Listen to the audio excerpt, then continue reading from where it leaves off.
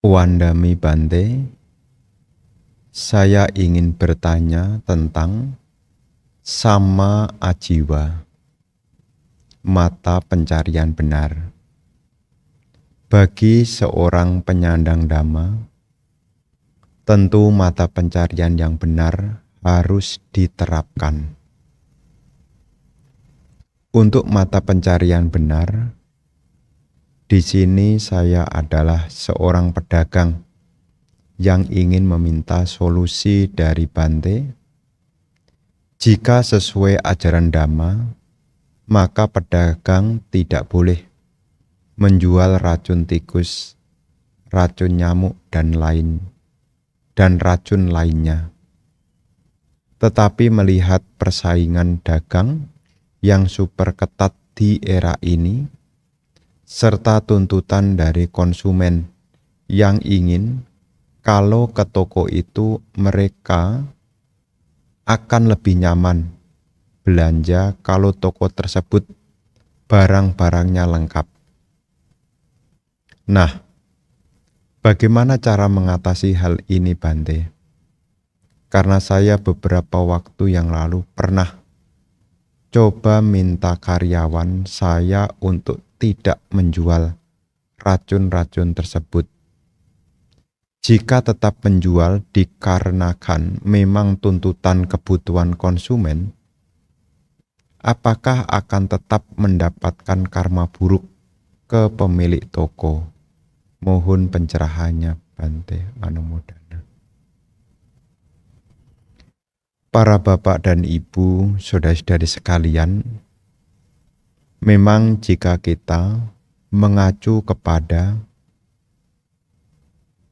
salah satu khotbah Sang Buddha yang ada di dalam Anguttara Nikaya berkenaan dengan ada perdagangan yang disebut sebagai penghidupan yang tidak benar. Salah satunya adalah berdagang racun. Itu ada di dalam Anguttara Nikaya kelompok 5. Selain ada berdagang racun, juga ada perdagangan manusia. Kemudian ada perdagangan minum-minuman keras, termasuk juga berdagang senjata, termasuk juga berdagang binatang yang untuk dibunuh. Nah, ini adalah salah satu dari mata pencarian yang tidak benar adalah berjualan racun. Terus bagaimana? Di sini ibu bapak, semua kembali kepada kita. Kenapa? Karena Sang Buddha adalah penunjuk jalan.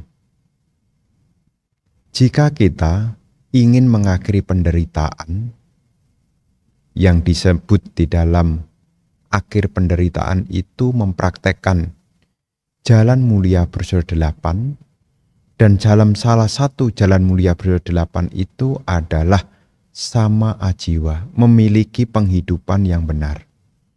Jadi di sini bagaimana? Apakah pemilik akan menerima akibatnya? Tentu ibu bapak, untuk urusan kama wipaka hanya seorang Buddha yang tahu. Hanya di sini tergantung ya dari cetana kita. Jadi secara garis besar, karena yang mengetahui pastinya adalah sama Sang Buddha. Kenapa? Karena Sang Buddha itu punya kemampuan mengetahui segala hal. Yang disebut dengan kemampuan untuk mengetahui ini disebut dengan Sabanyuta Nyana. Ya, beliau tahu. Termasuk juga beliau juga punya kemampuan tentang kemana makhluk itu akan dilahirkan. Jadi di sini ibu bapak, supaya kita tidak menjadi bingung, prinsip dari karma itu adalah apa yang ditanam itulah yang akan dipetik. Ya disang wabate bijang ta disang wapate palang.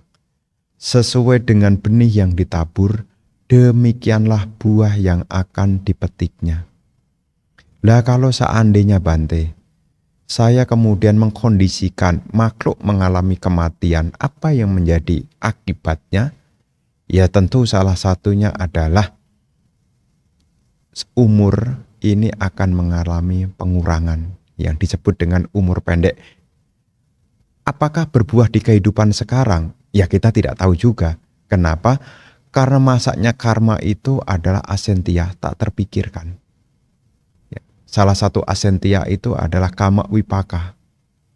Jadi di sini kembali kepada kita, kalau seandainya karena terpaksa, ya ada konsekuensinya.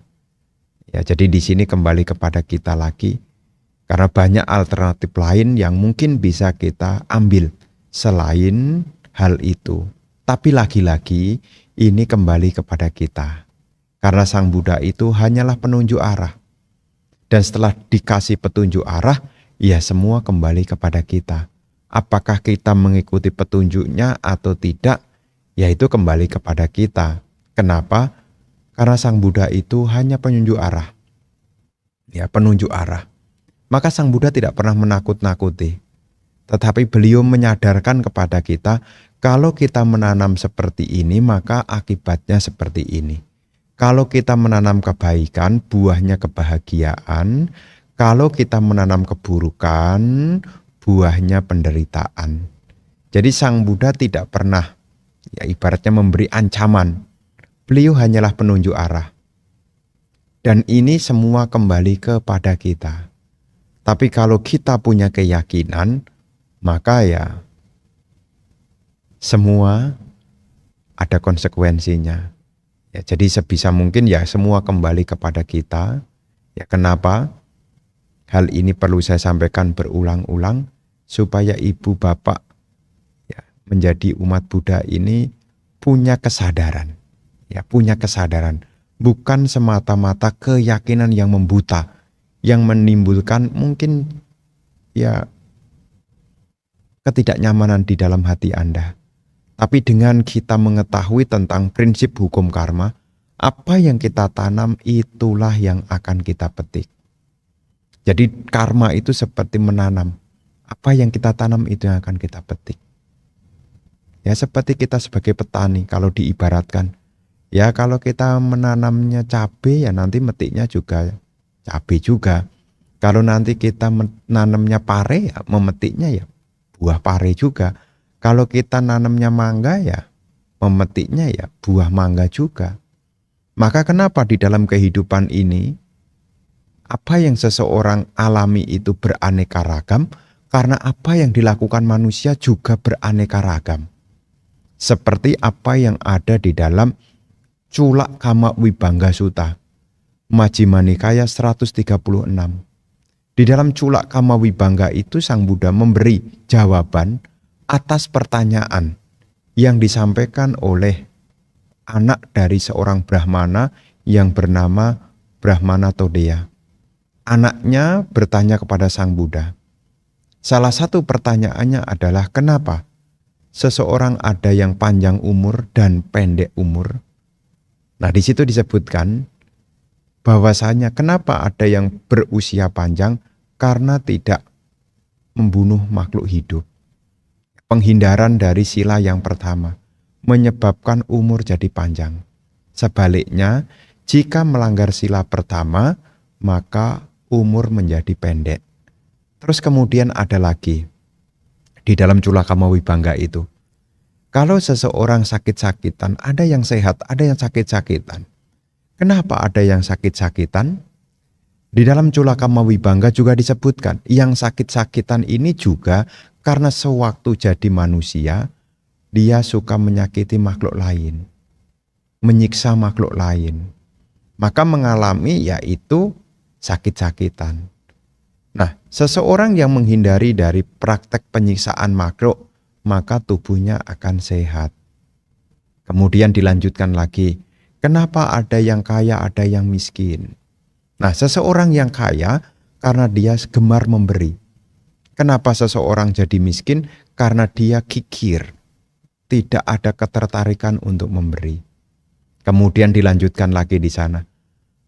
Ada yang pandai dan ada yang tidak pandai. Kenapa ada yang pandai? Yang pandai itu karena dia suka bertanya, suka mempertanyakan. Rasa ingin tahu ada, mau belajar. Maka ketika lahir jadi manusia, dia menjadi orang yang pandai. Sebaliknya, kalau orang yang cuek, tidak mau tahu, ya, maka dia tidak akan bertambah kepandaiannya. Sebaliknya, selanjutnya dilanjutkan lagi dengan kenapa ada yang rupawan, kenapa ada yang buruk rupa. Nah, seseorang yang rupawan karena dia ketika ada orang berhasil, dia gampang sekali untuk turut bahagia. Kenapa bisa buruk rupa?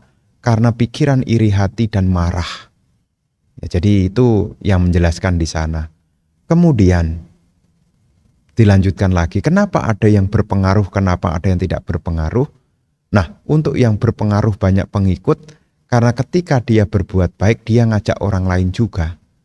Maka dia banyak temennya. Nah, itu juga ada di sana. Jadi dari penjelasan ini Ibu Bapak, jika kita mengetahui tentang hukum karma, semua kembali kepada apa yang kita tanam, itulah yang akan kita petik. Jadi kalau kita menghendaki yang namanya cetana, ya, ada cetana di sana, itu seperti benih. Ya, cetana ini seperti benihnya. Karena benih itu akan memunculkan wipaka, buah. Makanya tindakan itu tidak semuanya akan menjadi wipaka kalau tindakan itu tidak didasari dengan niat atau cetana. Ya, misalnya kita melakukan sesuatu tanpa kesengajaan, ini tidak akan ada wipakanya. Secara hukum karma, tidak akan ada wipakanya. Contohnya apa? Kalau seandainya kita duduk, ternyata di balik tempat duduk itu misalnya ada semut, kemudian terduduki. Karena tidak tahu dan tidak sengaja, maka tidak akan jadi wipaka, tidak akan ada buahnya. Kenapa? Karena tidak ada cetana. Nah, kembali ke kasus tadi, apakah ada cetana atau tidak? Sejauh apa cetananya? Itu nanti akan menjadi wipaka penentunya, berat atau ringannya dari situ. Cetananya bagaimana? Apakah kita melakukannya dengan senang, ya, meliputi baik atau buruk? Kalau itu dilakukan dengan senang, maka akan menimbulkan wipaka, buah yang besar. Berbuat baik dengan senang, pahalanya besar. Berbuat buruk dengan senang, akibatnya juga besar. Siapa yang tahu, Bante, tentang cetana ini? Ya, diri kita. Saat kita berpikir, berucap, bertindak, tentu di situ dimotori, digerakkan oleh cetana. Bagaimana cetana kita? Nah, inilah yang menentukan, yaitu seberapa besar kekuatan karma yang seseorang akan terima. Jadi uraian ini mengingatkan apa yang kita tanam itulah yang akan kita petik, dan yang menentukan dari wipakanya itu adalah cetana kita. Seberapa kuat senang kita ini loh. Ya, cetana kita ini sebelum, pada saat, dan setelah.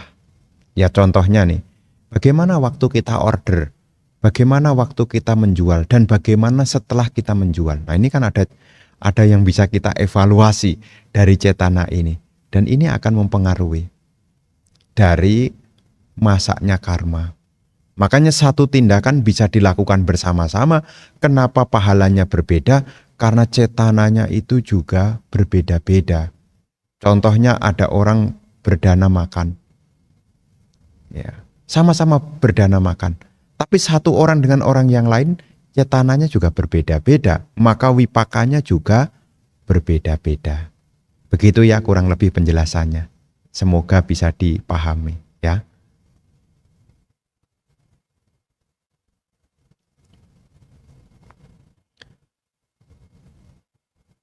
Namo Buddhaya. Wandami Bante, mohon uraikan tentang arti kata dhamma dalam konteks meditasi. Terima kasih.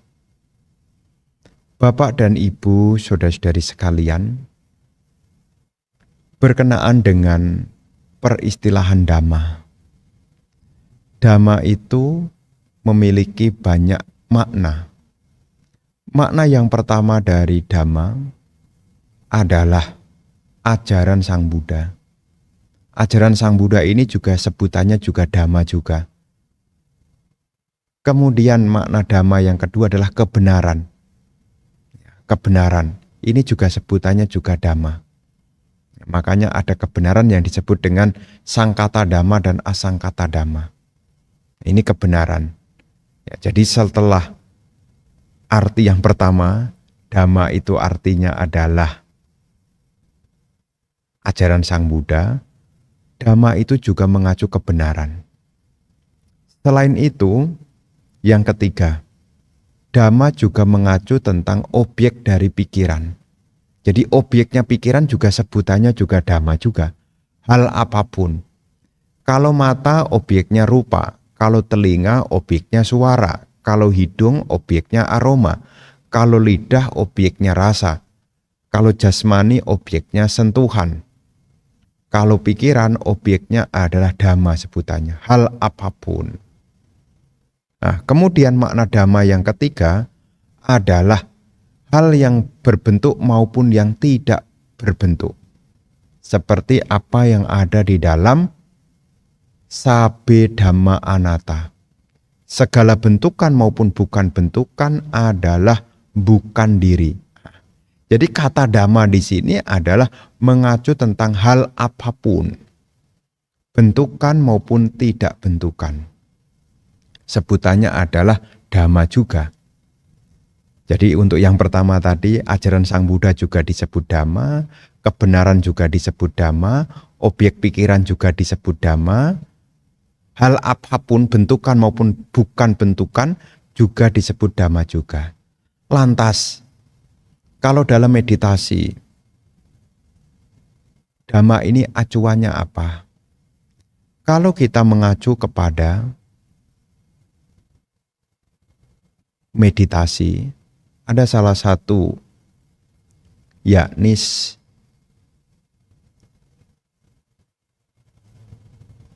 kalimat yang berbunyi, yang kinci samudaya damang, sabatang niroda damang. Ini sebetulnya mengacu tentang 4 kebenaran Arya.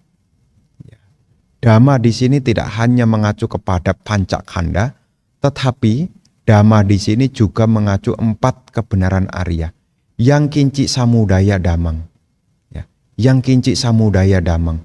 Hal apapun muncul karena tanha, nafsu keinginan. Ya. Yang kinci samudaya damang, sabatang niroda damang. Muncul karena keinginan, kalau keinginannya padam maka Dhamma pun juga padam. Hal apapun juga akan padam. Jadi kalau tanhanya dilenyapkan, maka tidak ada kelahiran kembali. Jadi ketika ibu bapak mendengar tentang sabe, yang kinci samudaya damang, apapun muncul ini karena ada samudaya. Samudayanya apa? Tanha. Hal apapun muncul karena ada nafsu keinginan. Dan hal apapun padam juga ketika nafsu keinginannya padam juga. Makanya kepadaman penderitaan itu ya kepadaman tanha itu. Kemunculan penderitaan ya kemunculan tanha itu. Maka tanha itu adalah menjadi kemunculan dari duka. Ya. Jadi duka itu bisa muncul karena ada tanha. Duka menjadi lenyap ketika tanha itu dilenyapkan. Jadi ketika kita meditasi, fenomena apapun yang ada, sebisa mungkin kita kenali, ini penderitaan, ini kemunculan penderitaan, ini kepadaman penderitaan, dan ini jalan menuju kepadaman penderitaan. Dalam 7 faktor pencerahan itu ada kata, yakni Dhamma Wicaya. Dhamma Wicaya ini adalah penyelidikan Dhamma. Penyelidikan Dhamma di sini adalah seorang yogi menandai tentang ini penderitaan, ini kemunculan penderitaan, ini kepadaman penderitaan, dan ini jalan menuju kepadaman penderitaan. Apa itu ini penderitaan? Seorang yogi tahu ketika sakit dia bisa memahami ini loh penderitaan. Ketika kita duduk dalam waktu yang lama, Ya, ini ada penderitaan. Kenapa? Karena pada saat duduk ini juga ada viparinama duka. Penderitaan yang muncul karena perubahan. Ya, jadi ketika kita duduk, kita bisa memahami ini duka. Dari mana Bante saya tahu ini duka? Ketika Anda duduk ada perubahan. Dan di dalam perubahan itu akan muncul ketidaknyamanan. Nah, penderitaan itu akan bermunculan ketika Anda dibakar oleh tanha. Aku tidak mau. Aku maunya ini. Di sini seorang yogi mengenali ini adalah kemunculan penderitaan. Kemudian yang ketiga, ketika yogi itu sudah mampu melepaskan diri dari nafsu kesenangan, dari tanha, nah itulah kepadaman penderitaan. Dan jalan untuk memadamkan penderitaan adalah jalan mulia berunsur 8. Maka seorang meditator atau praktisi meditasi juga perlu memperhatikan sila samadhipanya. Karena sila samadhipanya inilah kebenaran Arya yang keempat. Kebenaran Arya tentang jalan menuju kepadaman penderitaan. Jadi di dalam penyelidikan Dhamma Wicaya, seorang yogi berusaha untuk mengenali. Tentang apa? Ini penderitaan, ini kemunculan penderitaan, ini kepadaman penderitaan, dan ini jalan menuju kepadaman penderitaan. Jadi ketika kita duduk sebetulnya diawali dari mana? Yang pertama dulu, kita tahu tentang penderitaan. Setelah kita tahu tentang penderitaan, kita akan mengetahui tentang tanha, keinginan. Maka saat kita meditasi sakit itu ada dorongan keinginan. Keinginan untuk melanjutkan ataukah keinginan untuk menghentikan. Tergantung dari kekuatan kita punya semangat. Di situ kita akan melihat tentang kita punya tanha. Ini milikku. Kalau milikku berubah, tubuhku berubah, apa respon aku? Itu akan ketahuan pada saat Anda meditasi. Ya. Jadi ibu bapak saudara-saudari sekalian, berkenaan penjelasan Dhamma dalam meditasi, ini ada kaitannya dengan Dhamma Wicaya, penyelidikan Dhamma. Yang dimaksud penyelidikan Dhamma adalah mengacu kepada 4 kebenaran Arya. Karena 4 kebenaran Arya ini yang akan menghancurkan, yaitu wicikicca. Termasuk juga yang akan memotong silabata paramasa. Termasuk juga memotong sakkaya ditthi. Maka seseorang yang sudah memahami 4 kebenaran Arya ini disebut sebagai Dhammacakku. Orang yang melihat Dhamma, Dhammacakku. Sebutannya dalam tingkat kesucian adalah pemasuk arus, Sotapanna. Begitu ya.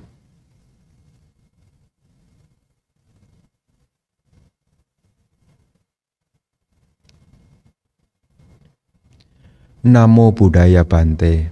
Izin tanya, apa ada meditasi berbaring?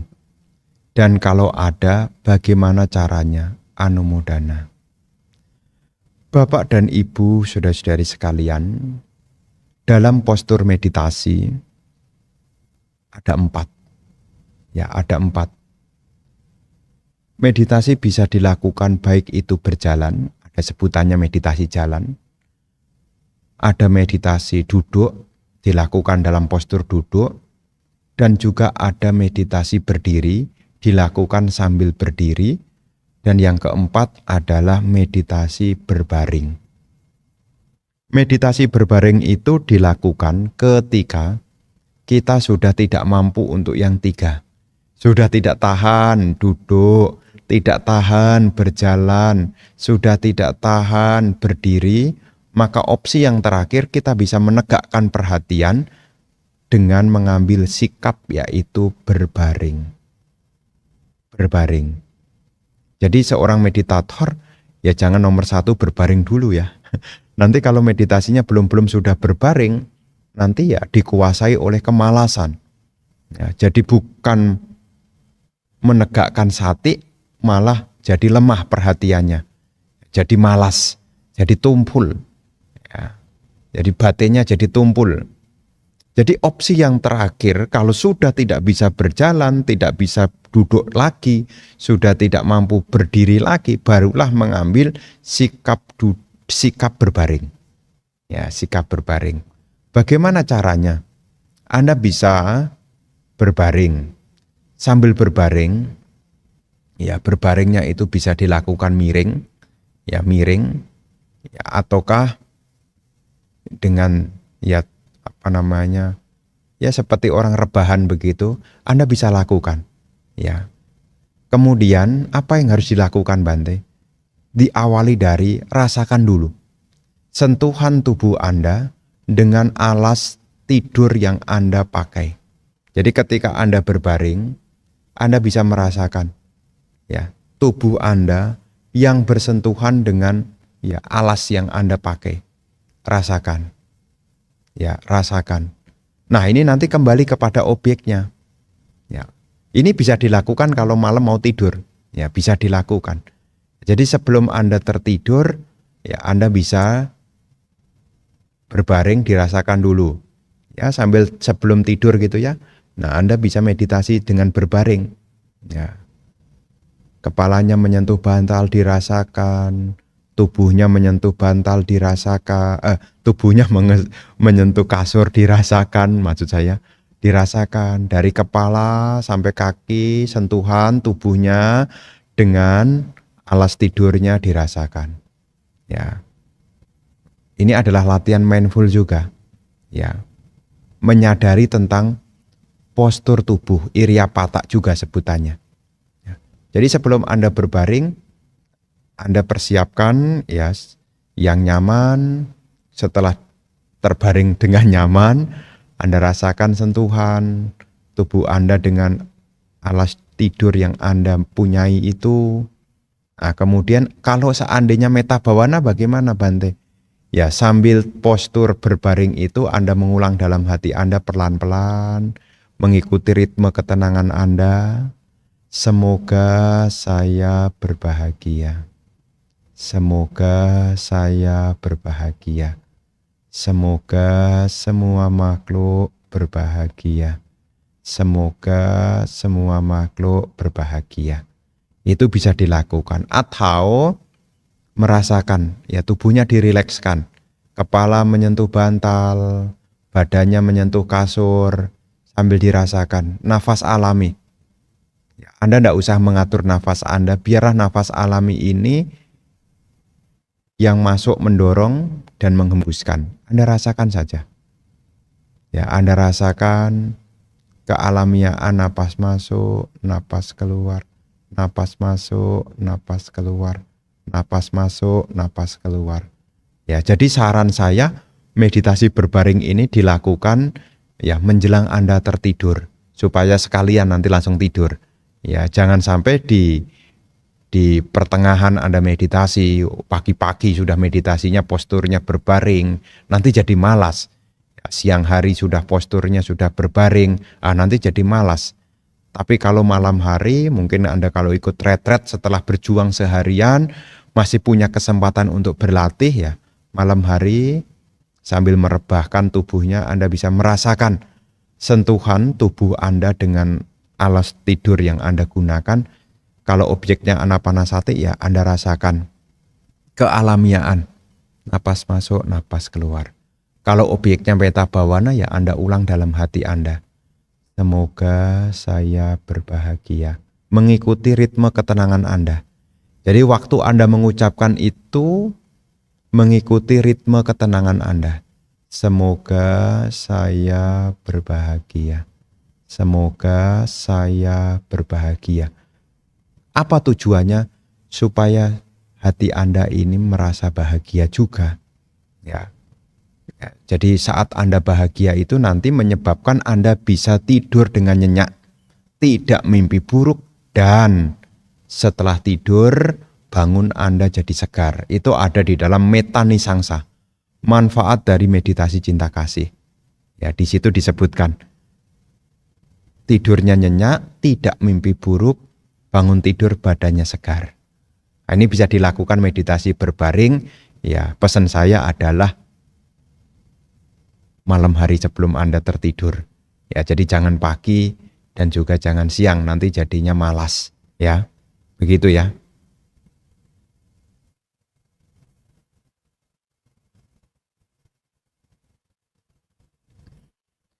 Malam Bante, baru viral, anak 4 tahun Sukabumi yang malah didiagnosa ternyata cacingan sampai meninggal gara-gara cacing keluar dari hidung. Apakah ini karma buruk berbuah ya? Anak, apakah ayah ibunya juga karma buruk? Terpikir dalam pikiran begitu menyeramkan. Apakah saya pernah mengalami hal yang sama mengerikan ini dalam pengembaraan lama di samsara? Berkenaan dengan hal ini, setiap orang mewarisi karmanya masing-masing.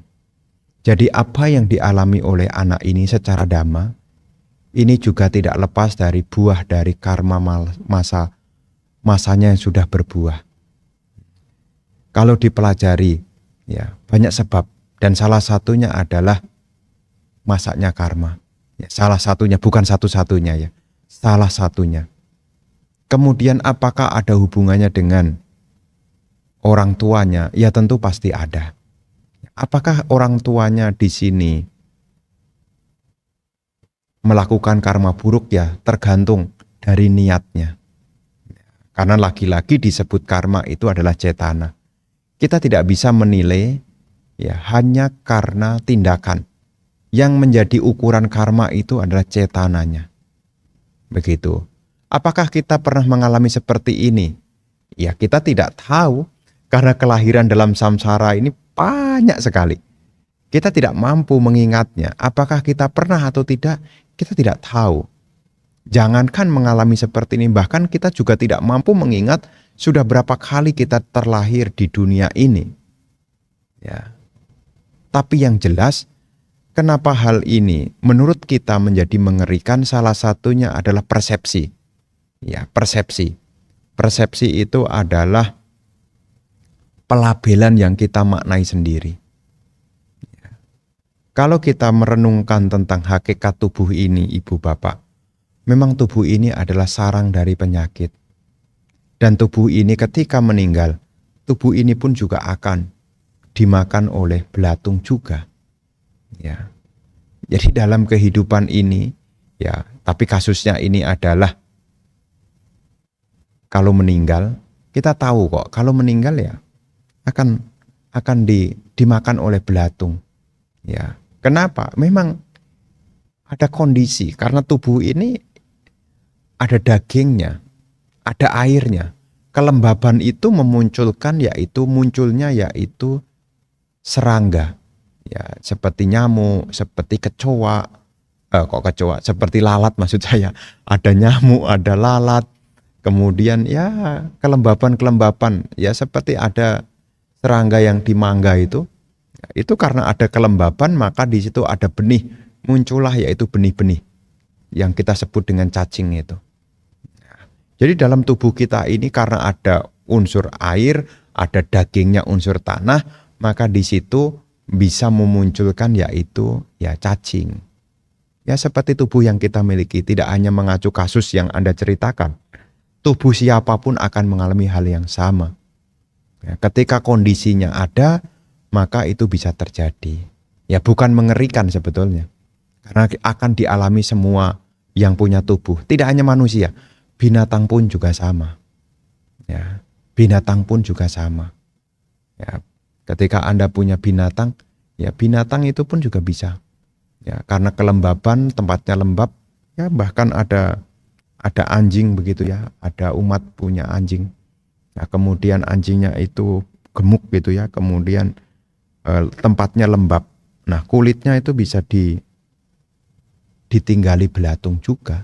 Ya, bisa saja. Kenapa? Karena kondisi begitu ya.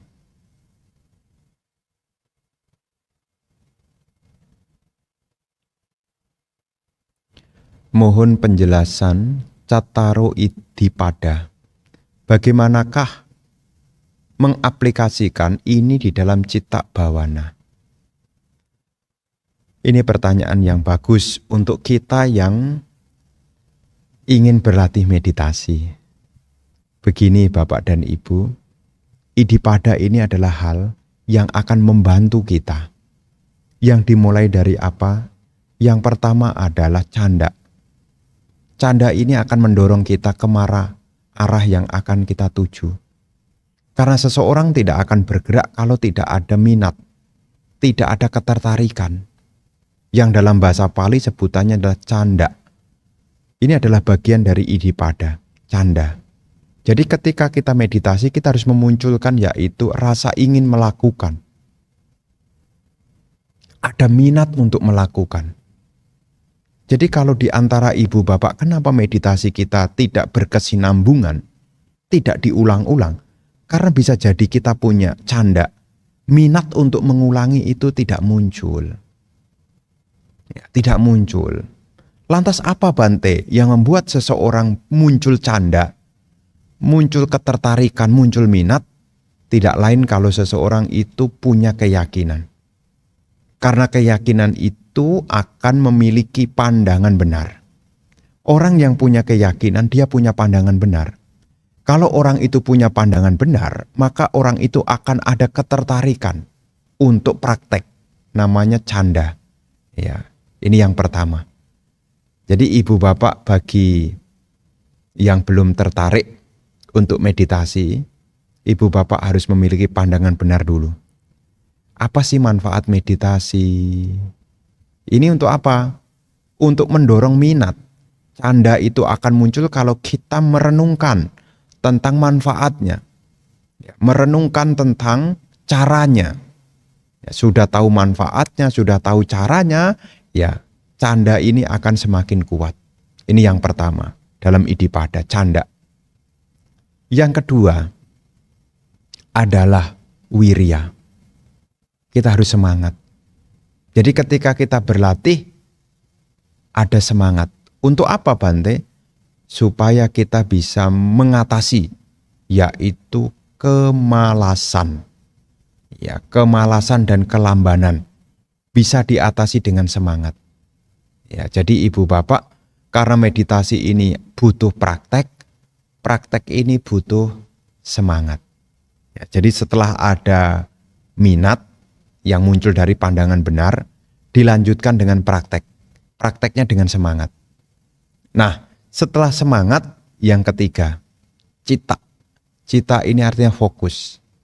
Dalam meditasi, kita harus memegang objek itu dengan baik. Ya, contohnya misalnya meditasi metta bhavana. Selama kita meditasi metta bhavana, fokus kita adalah pada pikiran cinta kasih yang diawali dengan mengulangi kalimat metta. Kalau kalimat metta ini sudah diulang-ulang, ini bagian dari citta. Jadi pikirannya fokus. Pikirannya itu tidak ganti-ganti. Ya, makanya istilahnya citta. Citta itu artinya pengarahan pikiran yang berkontinu, berkelanjutan, terus-menerus. Tidak ada hayalan, tidak ada lamunan. Ya. Selalu ingat pada objek. Ya, citta itu artinya pikiran. Jadi kita harus berpikir pada objeknya terus-menerus. Ya, jadi kalau seandainya kita vipassana, ya kita mesti ingat objeknya. Dan kita harus ingat anicanya juga. Nah, ini citta. Yang keempat adalah vimangsa, kebijaksanaan. Ya, kebijaksanaan itu kita bisa mengevaluasi sejauh apa sudah kita kerjakan. Ya, ini akan berbicara tentang hasilnya. Vimangsa itu evaluasi. Apakah kita sudah mampu memahami tentang metta yang begitu berharga? Apakah kita sudah memahami tentang nama rupa yang anicca? Nah, ini bagian dari vimangsa. Nah, dalam latihan meditasi, sebelum sampai penyelidikan atau pengevaluasian vimangsa, seorang yogi harus mengawali yang pertama, ada ketertarikan. Ketertarikan itu muncul dari keyakinan. Kenapa kok keyakinan, Bante? Karena keyakinan itu yang akan melahirkan pandangan benar. Karena pandangan benar itu diibaratkan seperti kompas. Tahu arah kemana. Seseorang tidak akan melakukan sesuatu kalau tidak tahu arahnya. Bahkan seseorang juga bisa salah ketika dia tidak punya arah yang benar. Makanya keyakinan itu akan memunculkan pandangan benar. Jadi orang yang punya keyakinan itu dia punya pandangan benar. Dari pandangan benar itu dia akan berlatih, ada ketertarikan, ada minat. Ya, canda sebutannya, minat. Ya, setelah tahu untuk mewujudkan ini butuh semangat. Dan di dalam mewujudkan semangat itu butuh fokus, cita. Jadi pikirannya tidak bercabang, ya, fokus, cita. Dan setelah selesai, wimangsa, dievaluasi. Misalnya kita duduk meditasi 15 menit atau 30 menit. Selama waktu itu, kemana perhatian kita? Nah, ini perlu dievaluasi. Ya, perlu dievaluasi. Dari canda kita, dari semangat kita, dari fokus kita. Nah, dari sini kita akan tahu apakah selama meditasi kita dikuasai oleh pancaniwarana atau tidak. Jadi ketika kita meditasi, apakah kita masih diliputi oleh nafsu keinginan, kesenangan indria, apakah masih? Apakah masih muncul niat jahat? Apakah masih dihalang-halangi oleh kemalasan dan kelambanan? Apakah selama meditasi gelisah dan khawatir? Apakah masih ada yang diragu-ragukan? Nah, ini perlu dievaluasi. Mulai lagi dari awal lagi. Maka ketika kita berlatih, munculkanlah minat dulu. Namanya canda. Dan selama berlatih, semangat. Jangan takut menderita. Semangat. Jangan takut susah. Jangan takut menderita. Dan ketika sudah mengerjakan, totalitas, fokus. Ya, jangan pikirannya cabang sana, cabang sini. Dan setelah selesai ya dievaluasi. Begitu, ya.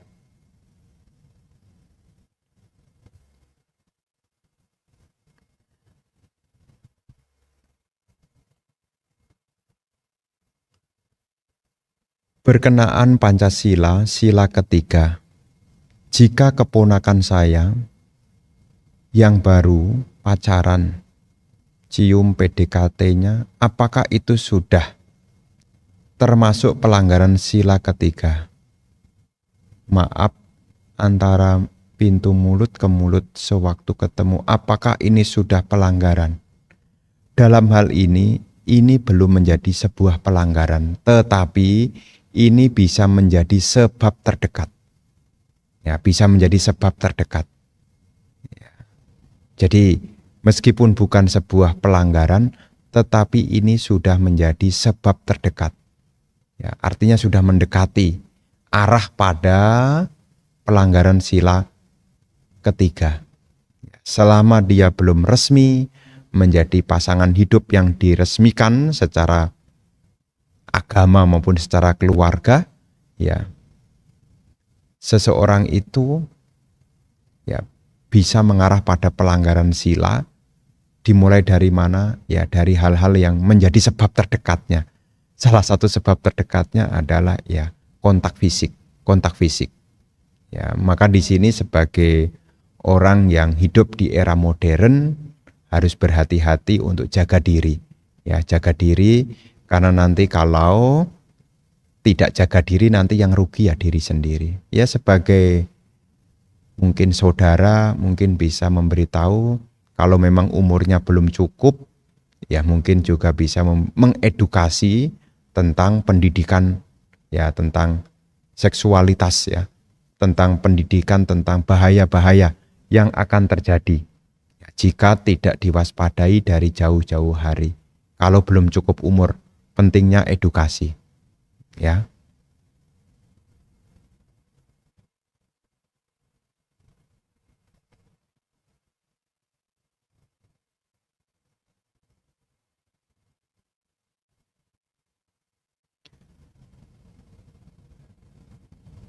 mohon dijelaskan duka yang dialami makhluk-makhluk dalam hal makanan, dalam hal tubuh yang diumpamakan 4 ular berbisa. Apakah kita semua mengalami ini? Bagaimana merenungkannya dengan bijaksana menuju Sang Wega Cita? Bapak dan Ibu, saudara-saudari sekalian, berkenaan dengan 4 ular berbisa, itu adalah perumpamaan tubuh kita yang terbangun atas 4 unsur. Unsur tanah, unsur air, unsur api, unsur udara. Jadi ketika kita tidak merawat tubuh kita dengan baik, maka kita akan sakit. Ya. Unsur tanah, unsur air, unsur api, unsur udara. Maka ketika tubuh kita tidak balance, sebutannya sakit. Ya, kalau terlalu dingin, jadinya masuk angin. Inilah ya ular berbisa yang di tubuh kita, yang kita rawat, kita kasih makan ini. Sudah dikasih rawat, sudah dikasih makan. Kalau tidak dapat kondisi yang bagus, dia bisa menyakiti kita, maksudnya begitu. Ya, seperti kalau terlalu banyak unsur api, ya jadi demam. Ya, menyakiti tubuh kita. Ya, menyakiti tubuh kita. Kalau terlalu banyak unsur air jadi diare. Ini juga menyakiti tubuh kita juga. Makanya 4 ular berbisa ini adalah menggambarkan tentang tubuh jasmani ini yang terbangun dari 4 unsur. Dan 4 unsur ini sifatnya tidak kekal. Makanya kita bisa sakit. Ya. Terlalu dingin jadi sakit, terlalu lapar jadi sakit, terlalu capek jadi sakit. Ya. Jadi tubuh ini diibaratkan seperti ular. Ular yang 4 tadi yang sudah dirawat tapi sewaktu-waktu bisa nyakiti majikannya juga. Ya. Terus bagaimana Bante untuk memunculkan Sang Wega? Ya, dalam hal ini cobalah untuk berlatih yang dimulai dari sila.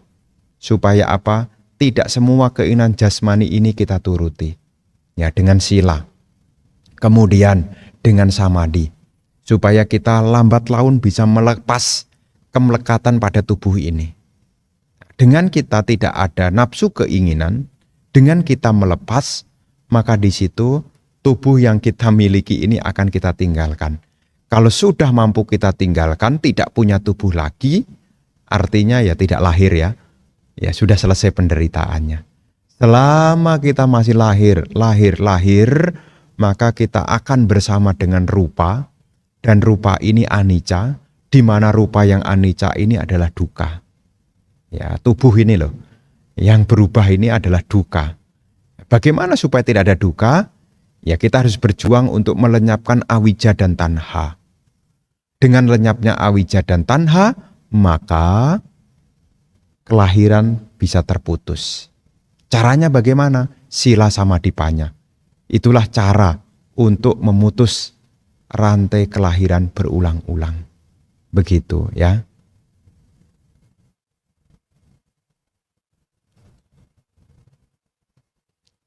Nah, masih ada lagi. Untuk hukum anicca ada yang bilang, maksudnya apa nih? Dewadatta yang jahat bisa jadi Paceka Buddha. Angulimala bisa jadi arahat. Apakah demikian adanya? Berkenaan dengan siswa Arya ini tentang Bante Angulimala, beliau bisa menjadi seorang arahat karena beliau sudah sempurna, paraminya sudah cukup. Sehingga cukup dikasih tahu saja sudah bisa mengerti Dhamma. Ditambah lagi karena ada sama Sang Buddha. Ya, jadi ibu bapak jangan punya pengertian bahwasanya wah kalau begitu ndak usah repot-repot latihan Bante. Ya, bukan begitu. Maksudnya apa? Beliau-beliau ya seperti misalnya Bante Dewadatta. Kenapa Sang Buddha kok menyebut nanti akan menjadi seorang Paceka Buddha? Sewaktu beliau menjadi seorang biku, sebetulnya awalnya sudah bagus latihannya. Karena Bante Dewadatta itu juga punya abinya, tapi sifatnya lokia duniawi. Belum asawa, ya belum memotong pengotor batin. Asawa kayak nyana belum. Masih lokia, masih duniawi. Nah, ketika beliau punya kemampuan Nah, timbul keiri hatian. Nah, mulailah timbul ketidaksukaan dengan Sang Buddha. Dan disitulah yang membuat karma buruk berupa aku salah garuka kama. Tapi sebelumnya sudah berlatih dengan bagus. Buktinya apa? Mampu punya abinya. Karena kalau punya abinya itu, ya orang itu awalnya pasti, ya dia sudah punya dasar samadhi yang bagus. Tanpa adanya samadhi tidak mungkin punya abinya. Tetapi karena pandangan keliru yang menyebabkan ia melukai Buddha, makanya jatuhlah di alam neraka awici. Ya, karena melakukan aku salah garuka kama. Sedangkan untuk Bante Angulimala, setelah disadarkan oleh Sang Buddha tetap berlatih kok, dalam cerita kan tetap berlatih. Bukannya tidak berlatih ya, tetap berlatih. Jadi kita sebagai umat Buddha ketika mendengar, maka kita perlu membaca histori lengkapnya. Supaya apa? Tidak salah mengerti. Jangan sampai kita menyimpulkan, kalau gitu enggak usah latihan, wong buktinya bisa kok. Nah ya bukan begitu ya. Kan ada hukum ketidakkekalan. Ya.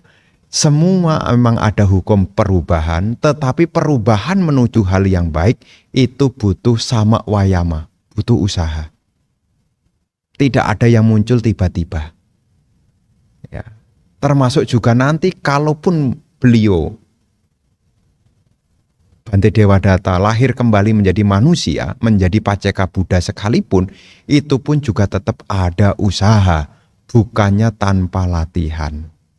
Ya, jadi sebagai orang yang berkeyakinan kita tahu bahwasanya kesucian itu adalah hasil dari praktek. Patik Weda, penembusan Dhamma itu adalah hasil dari patik-patik.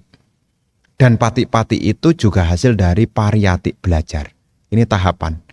Pariyati, patik-patik, dan patik weda. Begitu penjelasannya. Ya semoga bisa dimengerti.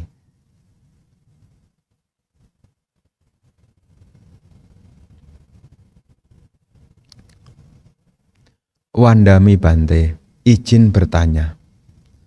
Syarat orang berpandangan benar, yang mana salah satunya adalah memahami baik dan buruk.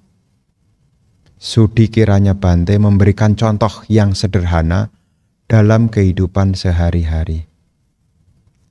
Bapak dan Ibu, saudara-saudari sekalian, perbuatan baik atau buruk itu bergantung dari cetana.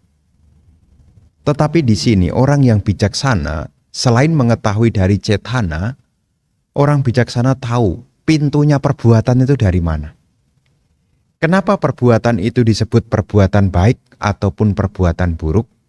Akan tampak dari pintunya. Pintu perbuatan itu ada 3. Perbuatan jasmani, ucapan, dan pikiran. Jadi contoh dari perbuatan baik itu apa? Di dalam salah satu uraian yang ada di dalam Samaditi Sutta, ini ada di dalam Majjhima Nikaya yang berjudul Samaditi Sutta.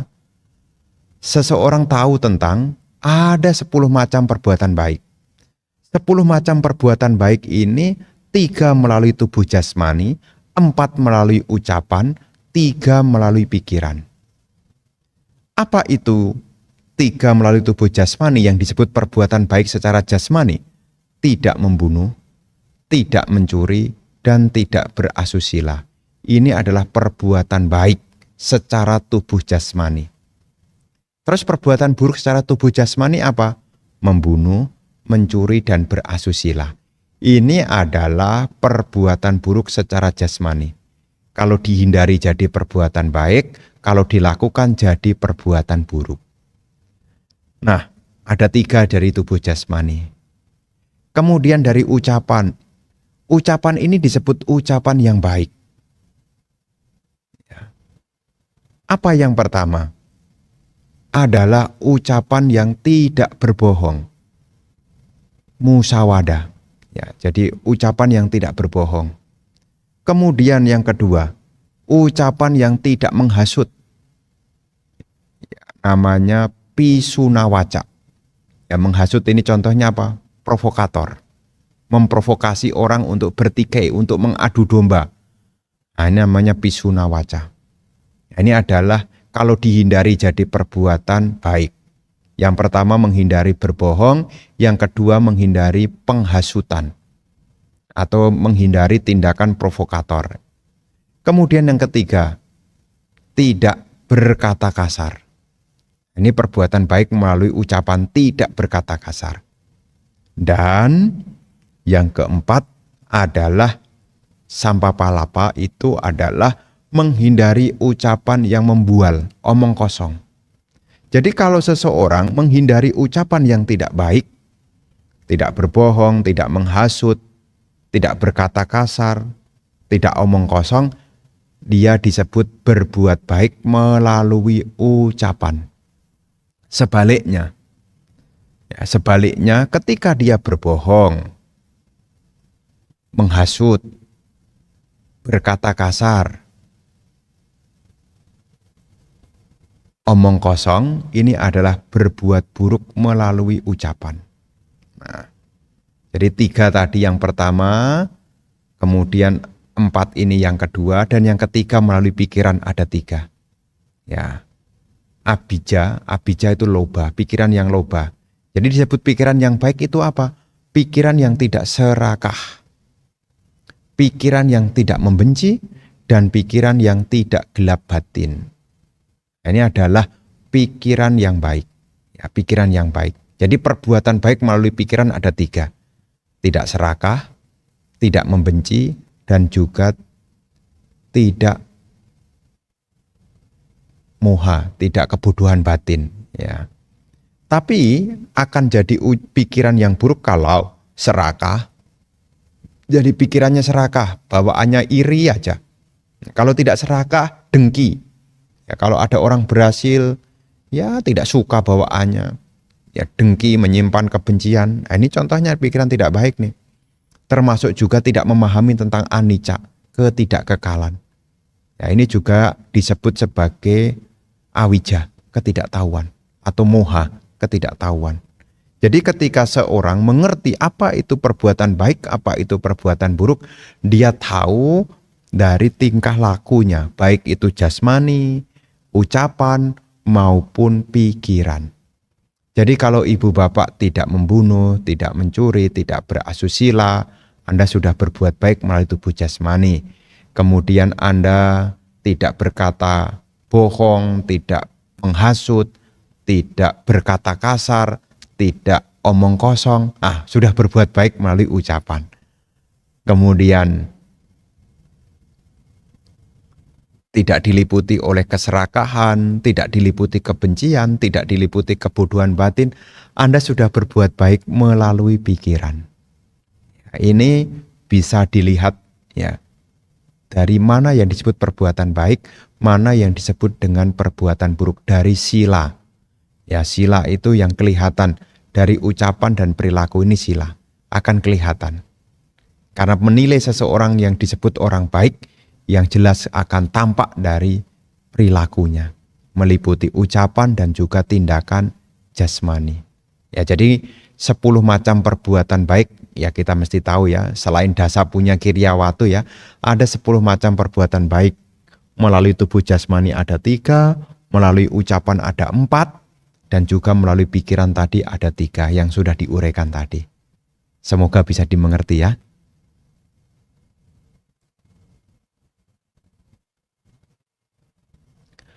Namo Buddhaya Bante, izin bertanya. Apakah hanya di alam manusia bisa mencapai nibbana? Bukan alam lain seperti alam dewa? Terima kasih. Bapak dan Ibu, saudara-saudari sekalian, sebetulnya untuk menjadi seorang arahanta, mencapai nibbana, ini bisa direalisasi baik itu lahir sebagai manusia maupun di alam dewa. Ya. Tapi kalau 4 alam menyedihkan tidak bisa. Jadi peluangnya itu dewa bisa. Karena banyak diceritakan seperti kisah ketika Sang Buddha mengajar Dhamma di surga Tawatingsa, juga ada dewa-dewa yang menjadi pemasuk arus juga. Ya, ada dewa-dewa yang menjadi pemasuk arus juga. termasuk juga ada Dewa Saka menjadi pemasok arus juga. Kemudian Brahma Baka yang lebih tinggi juga bisa mencapai kesucian juga. Jadi di sini ibu bapak yang tidak bisa, tidak punya peluang adalah kalau lahir di 4 alam menyedihkan. Makhluk neraka, makhluk tiracana, makhluk peta, dan juga makhluk asura. Ini tidak punya peluang. Yang punya peluang adalah alam manusia, termasuk alam dewa. Ini punya peluang. Ya. Jadi ada beberapa dewa-dewa itu yang sebelumnya sudah menjadi sotapana di alam manusia. Maka tinggal melanjutkan lagi, nanti bisa lahir di alam dewa mencapai arahanta di sana. Termasuk yang lahir di alam Sudawasa menjadi anagami. Ya, alam Brahma Sudawasa. Nah, itu nanti mencapai ke arahatannya di sana, mencapai nibbananya di sana. Jadi tidak selalu di alam manusia, di alam dewa pun juga bisa. Ya, selama sebelumnya sudah praktek dhamma. Ya, sila samadhipanya, sila samadhipanya. Ya, nanti tinggal memiliki pandangan benar, ya, menjadi seorang pemasok arus. Nah, kalau sudah menjadi pemasok arus, ya tinggal mengembangkan. Karena pintu awalnya itu adalah pemasok arus dulu. Ya, kalau sudah jadi dewa-dewanya menjadi pemasok arus, ya lebih cepat. Ya. Tapi sebelum menjadi pemasok arus, peluang paling besarnya untuk jadi pemasok arus ini di alam manusia. Ya, peluangnya. Itulah sebabnya kenapa seorang Buddha juga untuk menjadi Buddha, dari Bodhisatta menjadi Buddha. Kenapa Bodhisatanya tidak di surga Tusita mencapai kebudaannya, Bante? Peluangnya itu memang untuk melihat duka itu ya paling jelas adalah dari alam manusia. Ya. Dan alam manusia tidak menderita sekali seperti yang terlahir di alam apaya. Makanya seorang Buddha itu sebelum sempurna, ketika masih menjadi Bodhisatta untuk yang terakhir kalinya, ya seperti Buddha Gotama ini adalah menjadi Pangeran Siddhartha ini, ya lahirnya di alam manusia, bukan di alam dewa. Begitu. Karena untuk melihat tentang, ya ada 3 utusan, tua, sakit, mati. Ini akan menjadi sangwega. Muncullah yang keempat, pertapa, yang menjadi petunjuk pada sang jalan. Nah, ini muncul dalam diri seorang bodhisatta. Terakhir kalinya sebelum menjadi seorang Buddha, akan melihat utusan dewa ini sebutannya, dewa duta sebutannya. Usia tua, sakit, kematian, dan juga ada pertapa. Itu yang dialami oleh Pangeran Siddhartha. Jadi untuk menjadi Buddha ya dari alam manusia. Tapi untuk mencapai Nibbana tidak selalu dari alam manusia, bisa di alam dewa juga. Ya, lahir di alam dewa juga bisa selama bertemu dengan Buddha Sasana. Itu kata kuncinya. Selama bertemu dengan Buddha Sasana. Kalau tidak ketemu Buddha Sasana juga tidak bisa. Ya.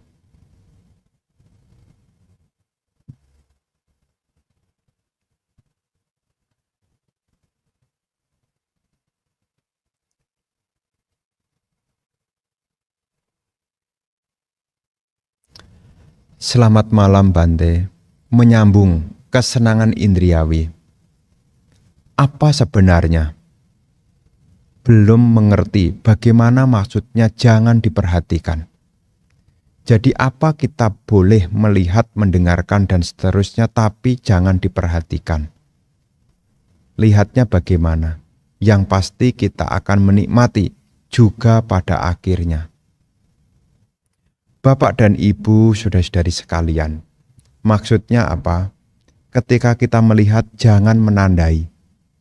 Contohnya, kalau Anda lihat misalnya tutup gelas begini. Tutup gelas ini akan semakin menarik. Ya. Tutup gelas ini akan menjadi munculnya kesenangan indriawi. Ketika Anda mulai membuat penilaian. Oh, bagus ya. Oh, bagus juga ya. Ketika Anda mulai menilai, di situ mulai muncul, yaitu sanya Anda, membuat tanda, mengenali. Dari mengenali sebagai yang indah, ini jadi timbul nafsu. Ya, timbul nafsu keinginan. Jadi contohnya kalau Anda melihat sesuatu, misalnya mungkin lihat botol, mungkin lihat gelas begini. Ada tulisannya. Tulisannya. Anda perhatikan terus-menerus. Apa yang terjadi? Anda mulai menilai. Oh, bagus juga ya. Kemudian Anda mulai tertarik. Ya. Ketika Anda memperhatikan yang bagus, kemudian menandai. Apalagi kita sudah punya persepsi ini bagus, ini menyenangkan, ini menyenangkan. Ketika ini sudah ketemu kontak mata, melihat, maka di situ akan muncul, yaitu kesenangan. Maka tadi saya bilang, jangan diperhatikan. Kalaupun memperhatikan bagaimana? Tidak ditandai. Ya melihat sekedar melihat, tidak usah ditandai. Ya, jadi ketika Anda melihat apapun, Anda sebetulnya sudah mulai menandai. Ya, menandai apapun. Ya, contohnya kalau Anda lihat mobil misalnya. Mungkin Anda lihat mobil. Ketika Anda lihat mobil, kemudian Anda perhatikan berulang-ulang. Mulai dari depannya, mulai dari sampingnya. Kemudian Anda mulai menilai kalau stripnya begini bagus. Nah mulai menilai tuh, menilai. Ditambah lagi ada orang ngomong lagi, itu bagus tuh modelnya begini, begini. Nah Anda mulai memperhatikan tuh. Nah ketika mulai memperhatikan, lambat laun, Anda mulai timbul keinginan untuk memilikinya juga. Terus bagaimana supaya tidak ada ketertarikan? Ya jangan memperhatikan, jangan menandai. Cukup melihat sewajarnya. Ya, termasuk kalau Anda ya muncul kesenangan-kesenangan yang mungkin dalam tanda kutip mungkin kesenangan indriawi yang lain.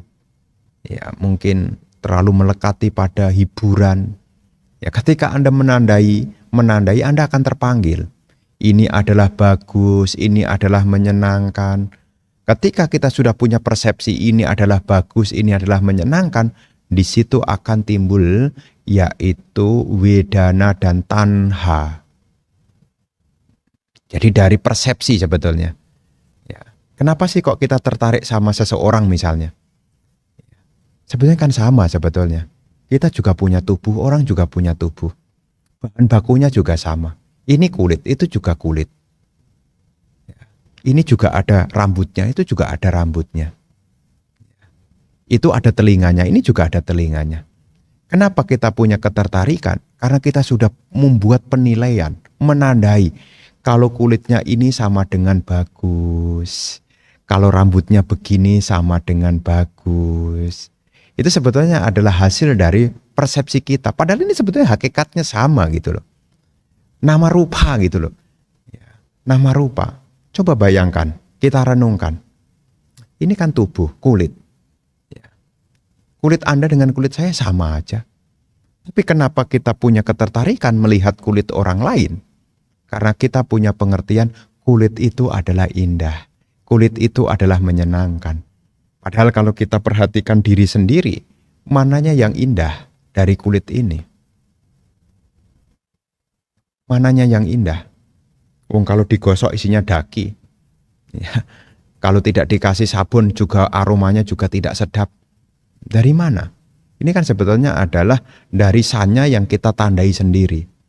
Kita melihat, kita mendengar hal-hal yang sifatnya indriawi sehingga kita tidak melihat yang hakiki. Itulah sebabnya kenapa kita masih lahir lagi karena kita masih diliputi oleh tanha dan awija. Tidak mampu melihat kebenaran yang hakiki. Oh Bante, giginya itu bagus, saya perhatikan dia itu giginya bagus. Tapi kalau Anda dikasih catu giginya untuk dikasihkan ke Anda, persepsi Anda sudah menjijikkan, tidak lagi indah lagi. Ya, termasuk, oh bagus matanya. Kalau bangun tidur itu mata ini keluar kotorannya. Dari mana kita bisa mengartikan? Karena ketidaktahuan, kita masih diliputi oleh kilesa, maka kita tidak mampu melihat yang sebenarnya. Terus bagaimana caranya? Caranya adalah ketika melihat, jangan ditandai. Semua ini perlu latihan, karena selama ini kita sudah menandai. Jadi kekuatan menandai itu lebih kuat daripada tidak menandai. Nah, coba renungkan lagi ya. Kita sudah menandai. Apapun ditandai. Kebiasaan kita kan suka menandai. Ini ditandai, itu ditandai. Sehingga apa? Karena kebiasaan kita menandai, maka kita kemudian gampang sekali mengambil yaitu penilaian. Kalau ini bagus, kalau itu tidak bagus, kalau ini menarik, kalau ini tidak menarik, itu sebetulnya adalah hasil dari kesepakatan. Yang hakiki apa, Bante? Yang hakiki adalah nama rupa. Ini adalah 4 unsur. Ya, 4 unsur. Yang kelihatan adalah 4 unsur. Unsur tanah, unsur air, unsur api, unsur udara. Ya, ini tampak bagus karena ini dibungkus kulit. Ya, Anda punya tubuh, kita punya tubuh. Tubuh ini tampak bagus karena dibungkus oleh kulit. Kalau kulitnya ini terkelupas, tubuh ini tidak bagus lagi loh. Tubuh ini sudah tidak kelihatan indahnya lagi.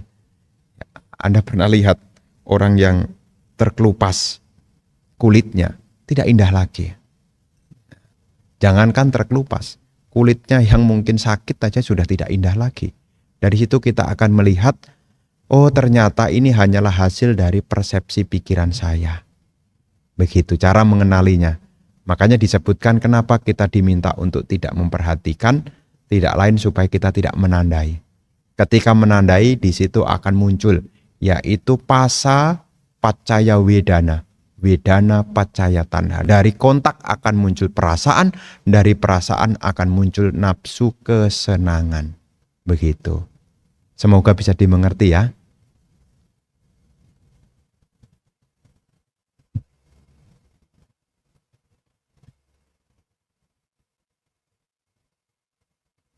Malam Bante. Orang yang menerima suap bisa dikategorikan melanggar sila. Tapi bagaimana dengan yang memberi suap? Apakah juga melanggar sila? Karena dia tidak mengambil milik orang lain. Bapak dan Ibu, saudara-saudari sekalian, memang dalam hal ini tidak melanggar Pancasila Buddhis, tetapi melanggar norma kesepakatan. Ada hukum negara. Ada hukum negara. Jadi kalau Anda memberi kepada orang lain, ya sebutannya ya karma baik. Tetapi untuk konteks tertentu, ada pemberian yang tidak boleh dilakukan. Dalam hal ini adalah menyuap. Ya, memberi suap, menyuap supaya apa? Urusan kita lancar. Misalnya begitu. Secara norma, kesepakatan yang ada di negara itu tidak boleh. Jadi apakah melanggar sila? Ya tentu tidak. Hanya sekali lagi saya tidak membenarkan hal ini. Hanya saja kalau jadi pejabat menerima suap itu sebetulnya sudah ingkar janji. Ya, sudah ingkar janji. Ya, jadi niatnya dia mengabdi dengan setulus hati, tetapi tidak menjadi tulus karena tidak menerima. Nah ini kan kembali kepada attitude. Tidak bekerja dengan sungguh-sungguh. Ya, tidak bekerja dengan sungguh-sungguh. Dan biasanya ini dilakukan karena tanha. Ya, tanha.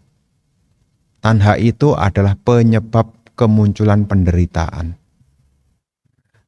Bisa jadi orang yang menyuap itu memang tidak melanggar sila, tetapi karena tanha juga bisa. Ya, bisa juga. Dan itu semua ada konsekuensinya. Karena kalau disebut melanggar sila kan, ya kalau sila ketiga ada barang-barang punya orang. Ya. Tapi kalau misalnya korupsi ya, kalau korupsi itu jelas mengambil yang bukan miliknya, sudah jelas kalau korupsi. Kalau korupsi itu sudah jelas. Tapi kalau menyuap, ya yang menerima, nah kecuali ini ada transaksi, kita harus pelajari konteksnya ya. Harus lihat dulu bagaimana arusnya. Ya arusnya bagaimana, alurnya bagaimana. Apakah ini proses menyuapnya ini dilakukan untuk menjebak?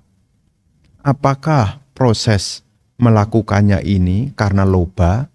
Ya banyak sebab ya, banyak sebab. Maka kita harus lihat dulu.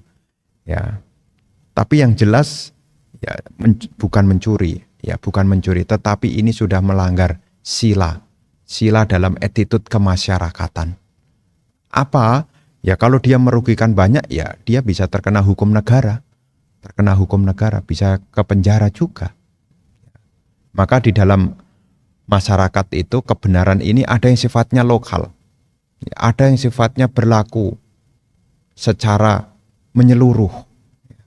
Maka ketika seseorang menerima suap, itu sebetulnya kalau dilihat, kalau kita lek gitu ya, sesuai dengan pelanggaran sila, ya bukan pelanggaran sila kedua.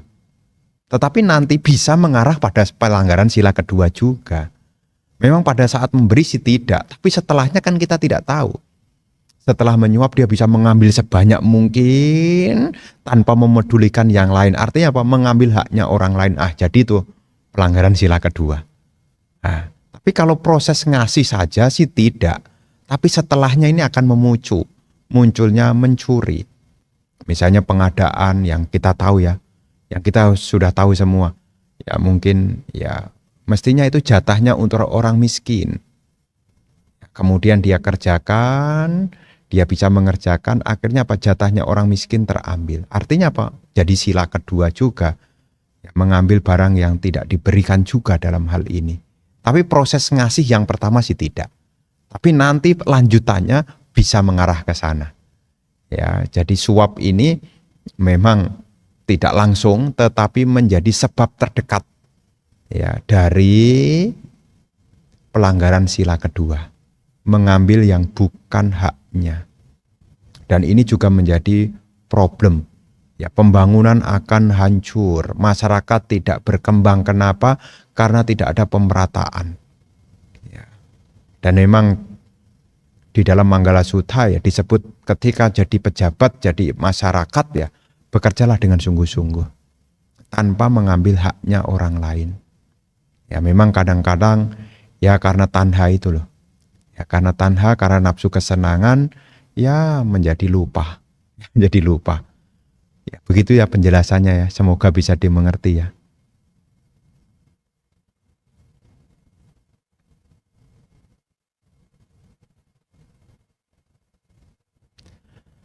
Bante pernah bilang kalau suami istri setia dan saling mencintai di rumah juga seperti di surga walaupun belum di surga. Kok Bante paham banget? Ya, karena itu di rumah tangga yang saya rasakan sekarang. Saling mencintai tidak pernah bosan, saling memuji dan bersyukur atas satu sama yang lain. Rasanya benar-benar di surga. Tapi Bante pernah bilang persis seperti yang saya rasakan. Kok Bante bisa relate sekali dan tidak rumah tangga? Bapak dan Ibu saudara-saudari sekalian, di dalam sutta itu sebetulnya ada.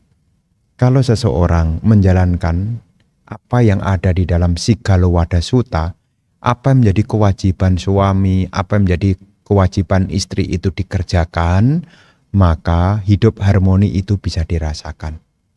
Ya, hidup harmoni itu dirasakan.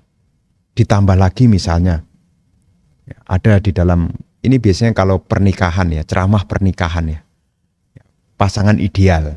Apa itu? Sama sada, sama sila, sama caga, sama panya. 4 hal ini kalau dimiliki, suami istri kalau memiliki ini dalam hidup, dia punya sila, kalau dia punya keyakinan sada, dia punya sila, dia punya caga, dia punya sama sila, sama sada, sama sila, sama caga, sama panya, sama di dalam kebijaksanaan. Kalau orang punya 4 kualitas ini akan lahir di alam surga masalahnya Bapak Ibu. Kalau Ibu Bapak punya keyakinan, punya sila, gemar memberi, tidak kikir, punya kebijaksanaan, mengerti hidup ini tidak kekal, pikiran Anda akan tenang, hidup Anda penuh dengan kebajikan. Setelah hancurnya tubuh jasmani, dengan 4 kualitas ini, Anda bisa lahir di surga. Sada, sila, caga, panya. Sada itu keyakinan, sila itu perilaku yang bagus, caga itu kemurahan hati, panya itu kebijaksanaan. Jadi kalau sekarang, maka saya bilang sekarang seperti di surga. Kenapa? Karena ini adalah kualitas untuk lahir di surga masalahnya. Ya. Kalaupun kita belum mencapai kesucian, ya, kalaupun kita belum mencapai kesucian, kita tidak mungkin jatuh di alam menderita. Kalau kita punya 4 ini. Ya, seperti keyakinan, contohnya siapa Bante? Ada kisah Mata Kundali. Ya, dia lahir kembali di surga. Kemudian sila, banyak diceritakan siswa-siswa Sang Buddha yang punya sila. Ya, seperti Upasaka Damika punya sila, Upasaka Damika juga punya dana, lahir kembali di alam surga. Terus kemudian ada perumah tangga seperti Anathapindika yang sudah menjadi pemasuk arus, lahir di surga juga. Jadi 4 hal ini sebetulnya menjadi jaminan. Kalau umat Buddha meninggal, pasti lahir di alam surga. Tidak mungkin jatuh di alam menderita. Kalau dia punya keyakinan, punya sila, jadi sehari-hari perilakunya baik, dia tidak kikir. Kalaupun ada hal-hal yang tidak berkenan, bisa melepaskan. Ya, kenapa kok bisa melepaskan? Karena dia punya kebijaksanaan, mengerti hidup ini tidak kekal. Ada omongan yang tidak menyenangkan, tidak disimpan dalam hati. Kenapa? Dia mengerti hidup ini tidak kekal. Kalau hidupnya bersama 4 kualitas ini jaminan. Ya, kalaupun belum menjadi seorang pemasuk arus, ya, tidak mungkin jatuh di alam menderita. Tidak mungkin. Ya. Sada, keyakinan, sila, perilaku yang bagus, caga, kemurahan hati, panya, kebijaksanaan. Ya. Kalau 4 hal ini ada, maka jaminannya tidak mungkin jatuh di alam menderita. Nah, itu ada. Dari mana Bante bisa menceritakan ini? Ada sutta yang lain yang berjudul Digajanu Sutta. Digajanu Sutta itu ada di dalam Anguttara Nikaya kelompok 8. Tentang pertanyaan yang disampaikan oleh pemuda Digajanu kepada Sang Buddha. Apa yang akan membawa manfaat di kehidupan yang akan datang? Jadi sekarang kalau ingin bahagia mesti punya rajin, utana sampada. Ya, menjaga apa yang dimiliki araka sampada. Memiliki teman yang baik kalyanamita. Bisa menghitung pengeluaran dan pemasukan supaya punya kekayaan yang bagus, sama jiwita. 4 hal ini membawa kebahagiaan sekarang, 4 hal yang tadi ini membawa kebahagiaan berikutnya. Makanya kalau suami istri pengen ketemu lagi di kelahiran berikutnya, hendaknya 4 ini dimiliki. Nanti ketemu lagi. Ketemu dalam hidup yang harmoni dan bahagia. Sama di dalam keyakinan, sama di dalam sila, sama di dalam kemurahan hati, dan sama di dalam kebijaksanaan. Begitu ya.